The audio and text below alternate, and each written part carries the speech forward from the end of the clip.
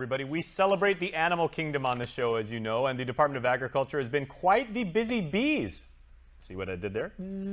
Between launching the Snip program, which of course handles the spaying and neutering of Guam's stray animal population. Now, you know this is a long-standing issue. When I first talked to experts in the field about 2 years ago, 60,000 such stray animals are roaming our streets. Also, from the bear side of the animal kingdom, it is Smokey the Bear's 78th birthday. He's Manunko status right now, so we're trying to get Smokey registered for his AARP card. And telling me about everything we have here is Forestry Fire Chief Christine Fejeran from the Department of Agriculture and Dr. Mariana Turner, who is the Territorial Veterinarian. Both of you have been insanely busy, so thank you for giving me some of your time today. Welcome to the KUM Couch. Thank you for having us. Yeah. It's great to be here again. That very, very long-winded intro basically meant that the animals love the both of you. I mean, you guys do so much, Christine for forestry and then Doc for animals respectively. But this really is your life's work, truly. We were talking in the commercial break about how much you guys enjoy your careers. Mm-hmm. Absolutely. And it's actually been really personally exciting to me to launch the Snip program because this is something that I've been wanting to get done. You know, every time I come back to visit my family, it just seems like there's more and more and more stray animals. I'm like, okay, it's time to come home and make this happen. So I'm really thankful for the Taiwanese veterinarians that have come out from NTHU, yes. And everybody, all the different people that are coming together to make this happen.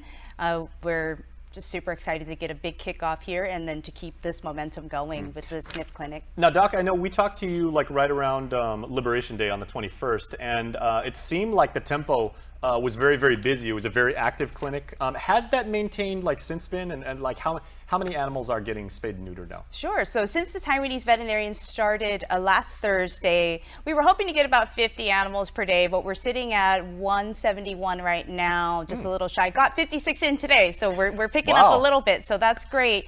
And so, no, I mean, these Taiwanese veterinarians, they're doing it. They're getting in, spaying and neutering, and I'm just kind of walking around. I say that I'm like the surgery waiter. I clean the tables and I see if they need anything. That's kind of all that I do right now. But they've actually. Please, you've got a med degree, Doc. you can jump in and get your hands dirty. Oh, absolutely, and I do when I have to. But Yeah. for the most part, I mean, they got it. Those guys we've got a good momentum now, good rhythm with the volunteers and everything. So we're doing great, and we're hoping to finish out strong these last few days. I know you guys appraised these visiting physicians, but did they realize the gravity of the problem? Like I said, I mean, it's 60,000 stray animals throughout the island. Yeah, so one of the visiting veterinarians actually does something similar to this.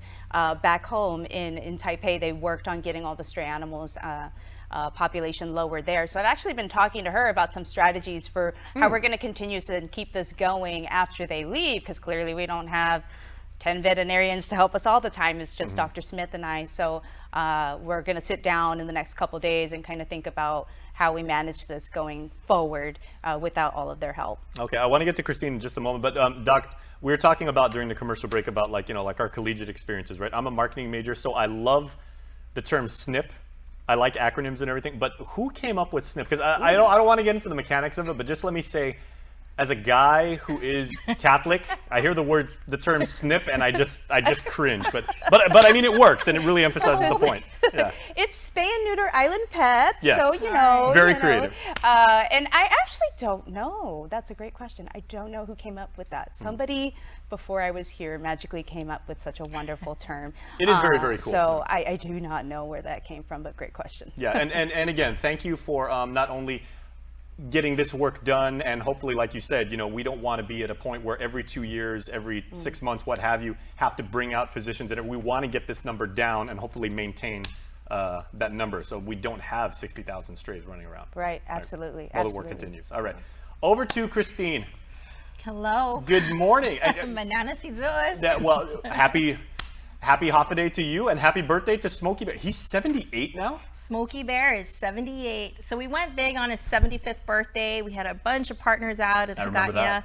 And so for 78, we're going to stick to an online, our social media accounts. And so we are planning a scavenger hunt launching on Friday. So we're pretty excited about that. We're going to release clues, and we have partners set up ready to receive on Friday. We're going to deliver our prize kits. So different prizes that we've assembled, and so various partners will receive these in their office, and it's also a way for us, for Smokey Bear, to help connect partner agencies with our community. So, you know, we're strong in forestry and Department of Agriculture because of the partnerships that we have with the community and the agencies.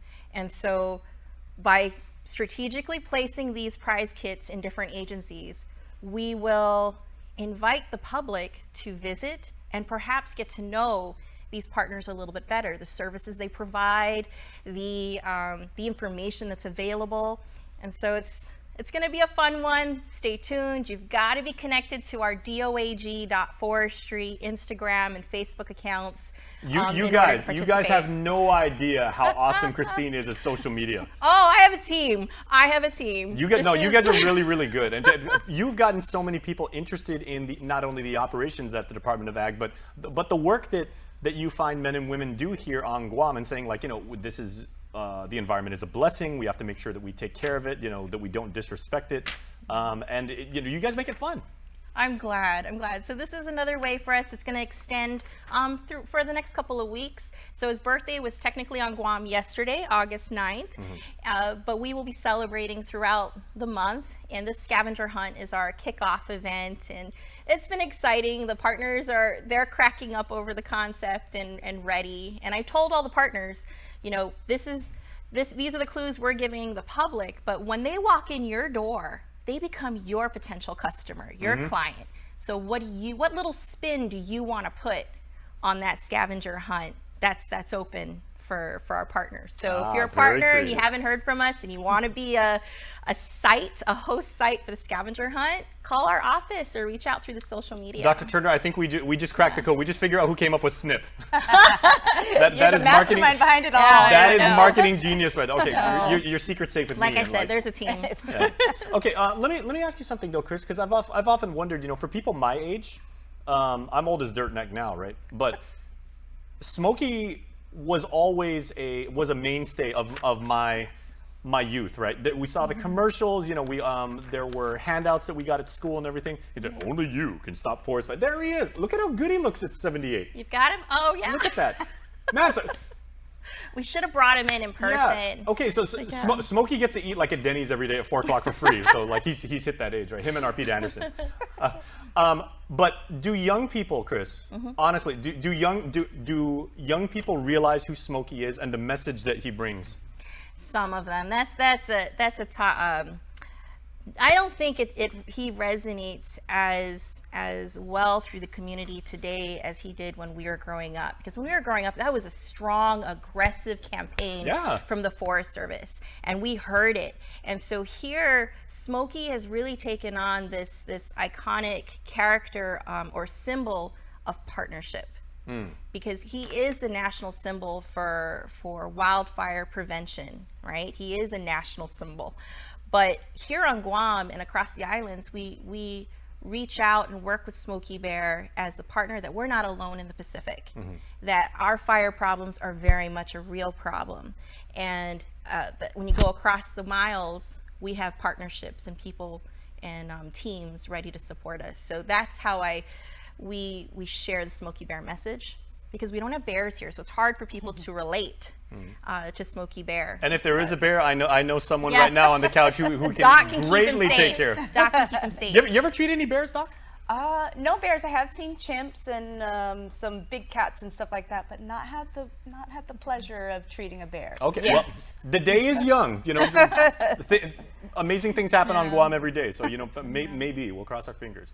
So we hope with his birthday that that we're able to reach more individuals in our community, get people involved, interact with us through the social media, and meet us out at our service projects. Tree plantings are coming up. The first one is August 27th. It's the last Saturday of the month. And so we'll be down in Malesu again, or Malesu, Malesu, for our tree planting event. And we're excited. So more to come on that. Again, so much fun. And Dr. Turner, I'd like to go back to you because, again, maintaining the tempo of making sure that we spay and neuter any animal that needs it. And probably the number is much wider than people realize. For people that are either on the fence or they haven't really been evangelize into why this is important for our community, what do you need to really tell them? Because a lot of people I know, they say, oh, that's, my dogs are purebred, or, that's somebody else's problem, or, I'm just okay with it. Right. So really, and this kind of goes back to what I was talking about earlier about how this really involves so many different parties, and the community is involved in this too. Even if you have just your intact male or female dog that lives at your home, if they're outside, there's a risk we could end up with an unwanted litter of puppies or kittens there. And the reason the Snip program was developed was so that we can offer low-cost services. It's only $50, and then you don't have to worry about trying to find homes for all of these little puppies or kittens. And then, we're never going to be able to spay and neuter everything, and that's not really our goal. Our goal is to control the population so we don't, see packs outside McDonald's that are trying to steal your food, or, like the Tizan situation where we just got out of control numbers. I remember those images. That absolutely stunning. I mean, literally a pack of dogs. Have we gotten to the point yet, Doc, where they're considered feral? I know that's a subjective term. But, yes. I mean, I would say I've definitely seen, from like the hunters, some of the videos that they've shown of packs of true boony dogs that are out there in the jungle that are, basically the hunters have to compete for their kill from these pretty much feral dogs that are trying to take it from them. So absolutely, there are some scary situations with some of these dogs. Some of them are, of course, more friendly and more accustomed to humans, and those are the ones that we can rehabilitate. But there are some that are just not your house pet anymore. Yeah. And those are the dangerous ones, and those are the ones that we want to try and avoid getting to that point. Okay. So yeah, a lot of stuff to be tackled here. Now, speaking of effective campaigns, as Christine just was, Doc, I know when I had my dog years and years ago, when my dog was still alive, we got him spayed, and I remember when he was a puppy, he was just following his canine instinct, and when a car would run by, like go right after it, real dangerous too, because he's chasing like the, like the tires or the wheels, the hubcaps, whatever, the spinners back in those days, right? That's the neighborhood I grew up in. But after I got my dog spayed, that whole urge and impulse, he didn't chase cars anymore. He was actually really, really chill. Right. Is that still a benefit that people can Oh, absolutely. I mean, you're getting rid of, all of that testosterone and that need to, protect what's yours that's not really yours. And so absolutely, that plays a part of it, and that plays a part of keeping the general public safe as well. We want our pets because we love them, but there are some behaviors that can be there if they do remain intact. So if you want to get rid of them, spay and neuter. Yeah. My dog, I was worried that my dog was really going to get hurt. We're seeing some of these images up on the screen, obviously. This is an outpatient procedure. Is that the right term to use, Doc? Yeah, absolutely. So they get dropped off in the morning, and then we perform surgeries they perform surgeries throughout the day, and then they go home that same afternoon. There's some, of course, recovery, just like any other surgery. We don't say, okay, back outside you go. We still have an incision. We still want to check that. We want to make sure they're not licking, that they're not too active. But in general, no, they go home that same day. Some of them are, like they don't even realize that they had surgery that day. Others, they're a little more sensitive. They want to be coddled and hand-fed and carried around. So it really varies on the patient. But absolutely, single day deal, and then just some recovery about 2 weeks afterwards, and then they're like it never happened. I was just about to ask you, is there a ballpark recovery time? Because I mean, the species of dog are like so wide and varied and everything like that. Roughly about 2 weeks. 2 weeks is Small the full dogs, recovery big dogs, time. And really, the younger the animal, the quicker they recover, because just like anything else, they handle it really well. Older, just like us, it takes us longer to recover from anything, and so it's better to get them when they're young and healthy, so that they do recover quickly. But we do, like I was saying, can't just put them straight back out there. They do need some recovery time, and making sure their incisions look good so we don't have post-operative complications. Excellent. Well, you are really doing the Lord's work, handling all that stuff. And I know if we ever get to that point again, we are in rainy season right now, but if for some reason, there's a big boat that has to be built and 2 of every animal have to be brought on and everything, I'm going to make a recommendation for the onboard vet. I would be happy to be on there. I can't build a boat, but I can certainly manage the animals. All right, back to Christine now. Let's talk some more about Smokey and what he means to the island again, because it's a national campaign, as you said, Yes. promoted very, very heavily decades now and everything like that.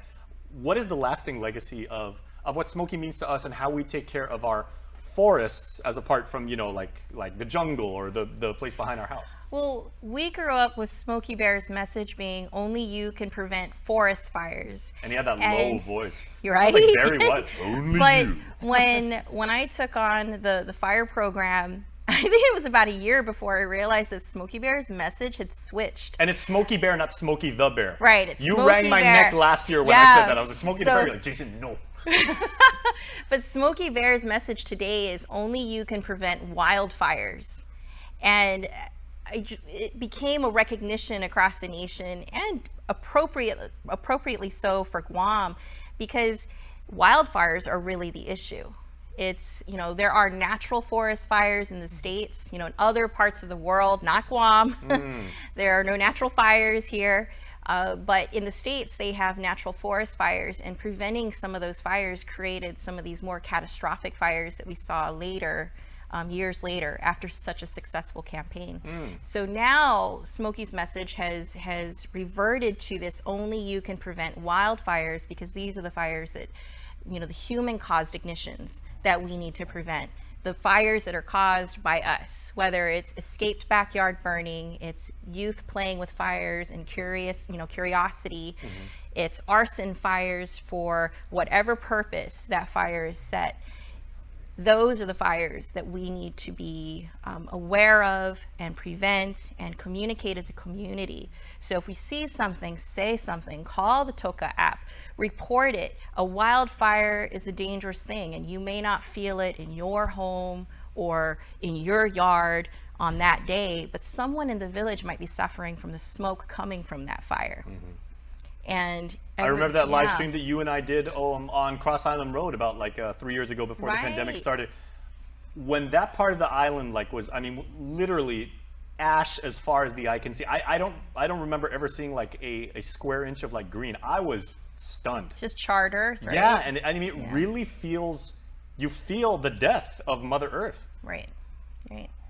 And you know, here's something, when it comes to Cross Island Road, Tarzan Falls, you know, you have this wonderful river and waterfall that our community loves to frequent.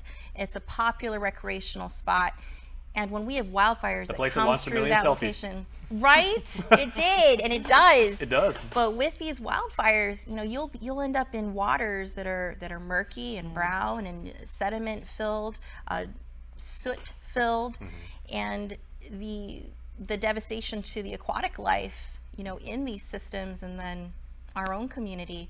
So it's felt, you know, across ridge to reef, from your door to your neighbor's door, and throughout the village. Well, the environment and the many creatures that inhabit it are greatly in both of your ladies' debt for the tireless work that you have both done to train, to educate yourself, to build amazing teams, and to really put in the elbow grease to really take care of the environmental gifts that we have that probably many of us on this community, probably myself included, so often take for granted. So thank you both, and the organizations that you represent. Thank you. It really is that full team. Absolutely. Yeah. Okay, Christine, I've always wanted to ask you this because you are the forestry chief, right? You always make me nervous when you do that. If a tree falls in the forest and no one's around, does it really make a sound? Every bird hears it. Take that, Socrates. A philosophy A bird minor. is flushed in the forest. There you go. How about that? Okay, Doc, any thoughts on philosophy? No thanks. I'll stay out of that one. Mic drop by Christine Fejeran. The butterfly moved. There you go. Okay, so now we're into chaos theory. All right, so Christine Fejeran and Dr. Mariana Turner, thank you very much for your time. This has been wonderful. Thanks for having us. All right, keep up the good work. All right, and keep it right here to KUM because the Hotspot will return right after.